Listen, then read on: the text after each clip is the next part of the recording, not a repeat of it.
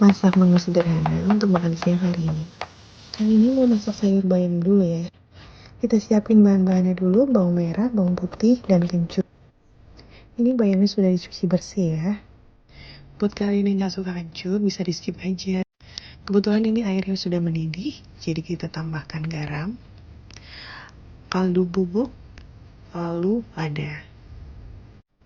Jangan lupa masukin bawang putih, bawang merah, lalu kencurnya. Tidak lupa dengan menu pendampingnya, tempe goreng.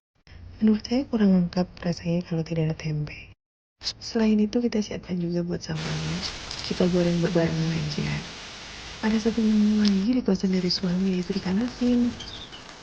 Goreng sampai kering. Lalu kita siapkan terasinya. Terasinya kita bakar aja ya.